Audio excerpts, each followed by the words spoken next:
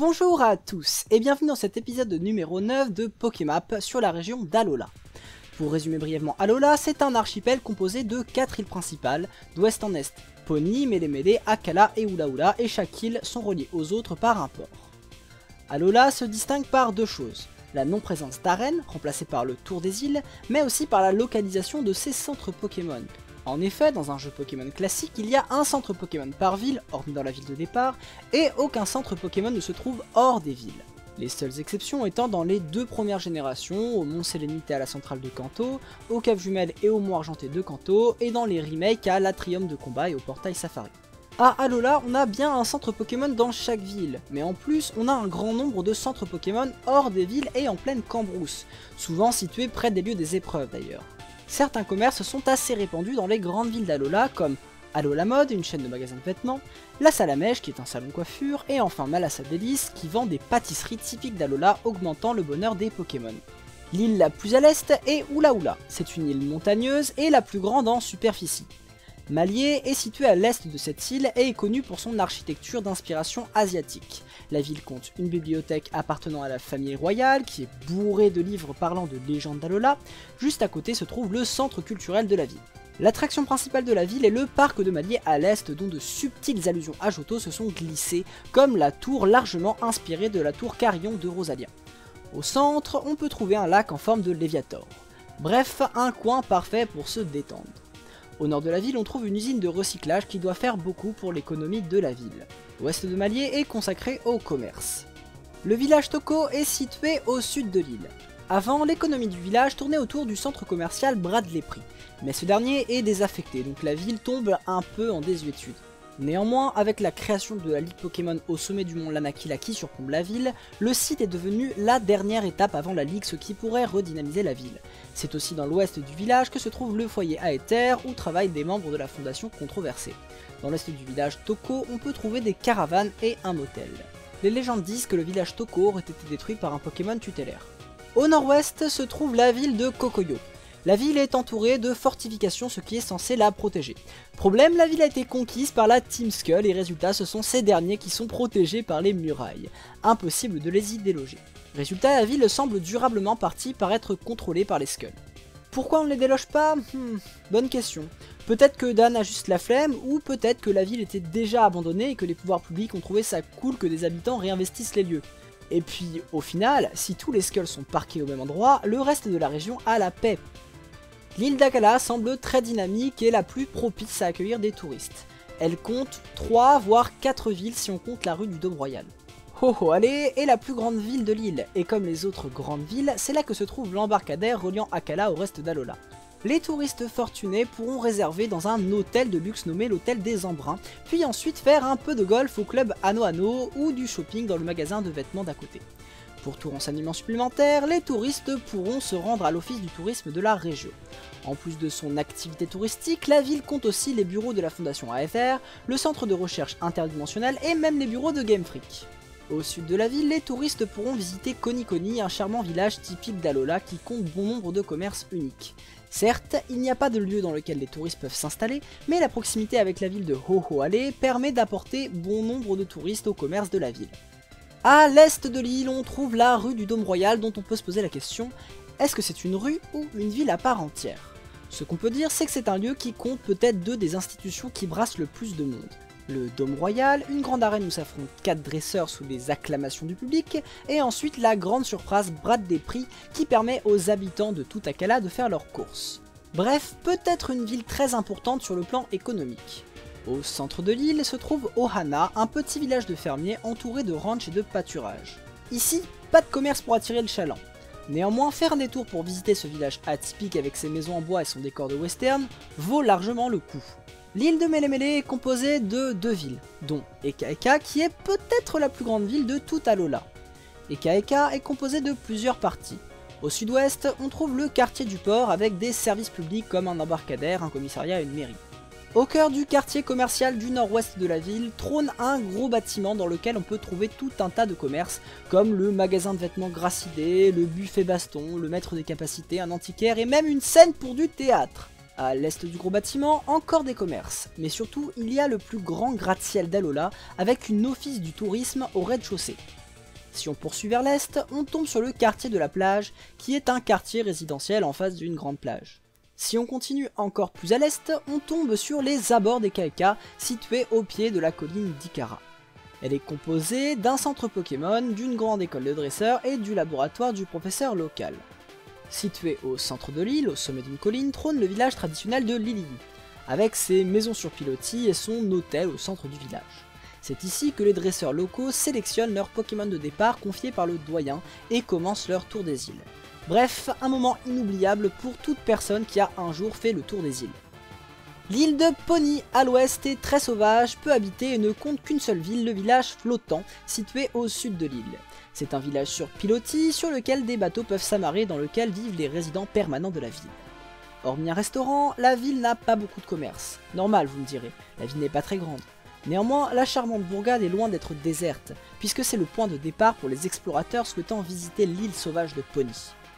Il existe une 5e île qui, elle, est artificielle. Le paradis Aether, le QG de la fondation Aether chargé de soigner et de donner un refuge aux Pokémon blessés. Niveau lieu naturel remarquable, il y en a beaucoup, et on peut dire qu'ils sont super mis en avant par le concept du Tour des îles qui remplace les combats des arènes joués dans des centres urbains par des combats contre des Pokémon dominants dans des lieux en pleine nature. De plus, un grand nombre de centres Pokémon sont construits à côté de ces lieux naturels remarquables, et on va faire la liste de ces centres Pokémon. Alors il y en a bien sûr 9 dans les villes d'Alola, en comptant la rue du Dôme, mais il y en a 6 en dehors. Le premier, on en a déjà parlé, c'est le centre Pokémon de la colline d'Ikara, situé dans les abords des Kaeka. La colline d'Ikara, c'est un volcan qui a l'air éteint et dans lequel on peut trouver le cristal Z de type vol. Une fois obtenu, Kylie, la membre du conseil 4, nous montre comment on l'utilise. Toujours sur l'île de Mélémélé, au nord-ouest de l'île, proche d'un motel, on trouve le centre Pokémon de la grotte verdoyante, qui est infesté de rongeurs et qui est la première épreuve du Tour des îles. Cette grotte a un design jamais vu. D'un côté, on devine une crevasse, et de l'autre on peut deviner dans la grotte quelques trous laissant passer des rayons du soleil donnant une atmosphère assez sympa. Sur l'île d'Akala, à l'ouest, on trouve le centre Pokémon de la colline Clapoti, un ensemble de collines, d'étangs et de cascades qui héberge la seconde épreuve. Un peu plus au nord de l'île, on tombe sur un autre centre Pokémon beaucoup moins isolé, car entouré d'un motel, d'une base Aether et d'un labo de fossiles. C'est le centre Pokémon de la jungle Sombrefeuille, une forêt dense, cette fois assez quelconque dans lequel se déroule la 3e épreuve. La 4e épreuve se déroule toujours sur l'île d'Akala, à l'est au parc volcanique, mais cette fois pas de centre Pokémon. Dans ce parc volcanique, on peut voir ça et là du magma en fusion. Clairement pas un des lieux paradisiaques d'Alola, mais les touristes fans de géologie trouveront leur bonheur. Quittons l'île d'Akala pour l'île d'Ulaula et rendons-nous au sommet du mont Okulani à l'observatoire, lieu de la 5e épreuve et sur lequel on trouve un des centres Pokémon isolés. Sur le chemin menant à la 6e épreuve, vous pouvez vous rendre dans le désert Aina, un vrai labyrinthe balayé par une tempête de sable et dans lequel vous pourrez trouver un cristal Z de type Psy. La 6e épreuve se trouve aux abords du village Toko sur l'ancien site Bradley Prix situé sur une plage de sable noir. Il n'y a pas d'autres épreuves sur l'île, mais par contre, si vous continuez votre route vers Kokoyo, vous tomberez sur le centre Pokémon du Halo, situé juste devant un magnifique jardin de fleurs rouges qui nous amène au lac du Halo sur lequel est bâtie une forteresse mystérieuse. Si au contraire vous souhaitez vous rendre à la Ligue Pokémon, il vous faudra passer par le mont Lanakila qui renferme le cristal Z de glace. La dernière île est celle de Poni qui est restée assez vierge de constructions humaines. Pas de grande ville, pas de gratte-ciel, non. Seulement un petit village où on peut y passer la 8e épreuve, quelques ruines et un hôtel mystérieux complémentaire avec celui du lac du Halo. Et c'est juste devant l'hôtel, dans le grand canyon de Poni, que se trouve la 7e épreuve. L'île de Poni compte aussi l'arbre de combat. Niveau aménagement que je ferai, je pense que construire des ponts entre les îles est beaucoup trop ambitieux. Elles ont l'air beaucoup trop éloignées. Je pense aussi qu'il ne faut pas défigurer l'île de Poni et ne pas y mettre de route pour faciliter l'accès. Surtout que le but de l'île c'est un peu de donner un vrai défi aux dresseurs, donc on va pas faciliter les moyens de s'y déplacer. La seule chose qu'on pourrait rajouter ce serait un centre Pokémon vers l'arbre de combat, histoire de récompenser ceux qui sont arrivés à bout de l'île. Pour Akala, il faudrait peut-être faire une route entre la rue du Dôme Royal et le club Ano-Ano. À Mélémélé, je n'ai rien à ajouter. Par contre, les 2 ponts en bois qui se trouvent au nord de Lily me paraissent pas très solides et je pense qu'il faudrait les améliorer. C'est sur l'île d'Ulaula que j'ai envie de faire le plus d'aménagements. Tout d'abord, on pourrait créer une route permettant de relier la centrale du Noirdan de manière beaucoup plus directe à Malier. Mais surtout, et c'est ça qui me paraît être l'aménagement le plus important à faire à Alola, c'est de construire une route directe reliant Kokoyo à Malier. Et ça, pour le coup, c'est impossible de justifier qu'il n'y en ait pas. Il y a juste quelques arbres qui empêchent la jonction entre les deux routes. Cela permettrait totalement de désenclaver Kokoyo. Au final, c'est à se demander si les pouvoirs publics ne l'ont pas fait exprès. Vous savez, pour y parquer les skulls et les garder les plus loin possible du reste de l'île. Bref. Niveau contes et légendes, on peut citer les anciennes légendes qui font mention de Solgaleo et Lunala et d'une cavité béante dans le ciel. Comprenez une ultra brèche. Solgaleo, Lunala et Necrozma sont des ultra chimères formant le trio astral dont la légende dit que les 3 Pokémon fournissent à Alola sa lumière. De plus, Alola compte 4 divinités gardiennes d'Alola plus communément appelées les Toko. Chaque Toko est responsable d'une seule île d'Alola et nomme son doyen. Tokoriko protège Melemele, Tokopion Akala, Tokotoro Ulaula et Tokopisco Pony. Passons maintenant à la controverse du jour. Est-il planifié de construire des arènes à Alola? Dans Pokémon Soleil et Lune, un joueur observateur aura pu remarquer que 8 emplacements semblaient en construction. Il n'en fallait pas plus pour stimuler l'imagination de notre joueur le plus rêveur. Et si 8 arènes étaient en construction? Néanmoins, avec la sortie d'Ultra Soleil et d'Ultra Lune, la déception fut grande. Pas d'arène, hormis celle de Malier bien sûr. Seulement un fan club Pokémon, des studios photos et des clubs de surf. Un peu décevant. Néanmoins, ce n'est pas parce que ces emplacements-là sont pris qu'il n'y aura jamais d'arène à Alola. Le Tour des îles peut très bien cohabiter avec un circuit des arènes, je suppose. Aujourd'hui, nous allons donc essayer de deviner où pourraient bien être construites les arènes et qui pourraient bien en être les champions.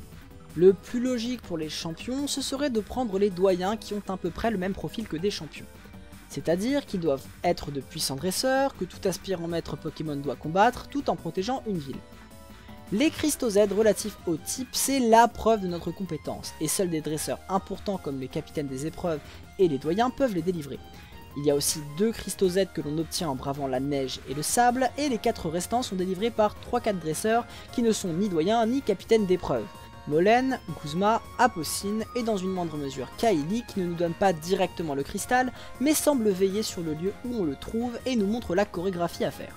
On peut donc imaginer que ce sont 4 dresseurs reconnus à Alola malgré l'appartenance de certains à la Team Skull et les inclure dans notre liste des 8 champions aux côtés des doyens.